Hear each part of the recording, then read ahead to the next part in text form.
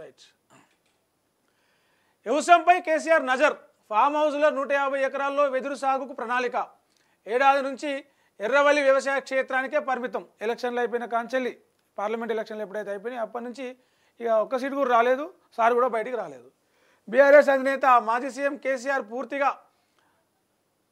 పూర్తి స్థాయిలో వ్యవసాయంపై దృష్టి పెట్టారు. గతంలో విత్తన వరి సాగు చేసిన ఆయన ఇప్పుడు వెదురుపై ఇష్టాన్ని ప్రదర్శిస్తున్నారు.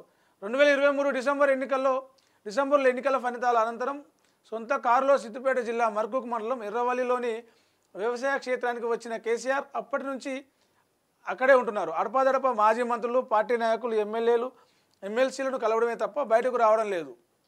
180 ఎకరాల వ్యవసాయ క్షేత్రంలో కేసీఆర్ 30 ఎకరాల్లో వరి పండిస్తున్నారు. 150 ఎకరాల్లో వెదురు సాగుకు ప్రయత్నాలు చేస్తున్నారు. దీనికోసం సలహాలు, సూచనలు అందించేందుకు అసెంబ్లీలో ప్రతిపక్ష నేత అయిన కేసీఆర్ తన వ్యక్తిగత కార్యదర్శిగా వ్యవసాయాధికారిని ఎంచుకున్నారు. మర్కూక్ మండల వ్యవసాయాధికారిగా పనిచేస్తున్న తిగుళ్ల నాగేందర్ రెడ్డి ఇటీవల కేసీఆర్ పిఎస్గా నియమితులయ్యారు.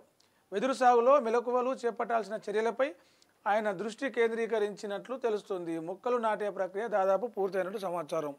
మనవన్తోటి కలిసి ఎర్రవల్లిలో తన వ్యవసాయ క్షేత్రంలో మనవడి హిమాన్స్తో కేసీఆర్ ఏమైంది అంటే మొత్తం రాజకీయాల్లో జనాలు ఒప్పుకోలేదు, జనాలు ఓట్లు వేయలేదు. ఓట్లు వేయనంత మాత్రాన ఇక అంటే అటుంటే కాదు కదా.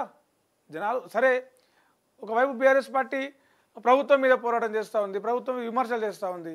పార్టీ చీఫ్గా, అసెంబ్లీ ప్రతిపక్ష నాయకుడిగా అయిన కేసీఆర్ కూడా బయటకు వచ్చి మాట్లాడాల్సిన అవసరం ఉన్నది. ప్రజలు కోరుకుంటున్నారు. మొత్తం బయటకే రాజకీయాల్లోకి దూరం అయిపోయి అంటే దూరంగా అసలు ఏడాది నుంచి ఎలాంటి ప్రకటన లేదు. పార్లమెంట్ ఎన్నికల రిజల్ట్ వచ్చిన కాంచెల్లి ఎలాంటి ప్రకటన లేదు, ఎలాంటి స్టేట్మెంట్లు లేవు, ఎలాంటి యాక్టివిటీ లేదు ఆయనకు సంబంధించి. పార్టీ యాక్టివ్ ఉండొచ్చు, ఆయన కూడా యాక్టివ్ ఉంటే జనాల్లో ఒకటి ఉంటుంది కదా అని చెప్పేసి.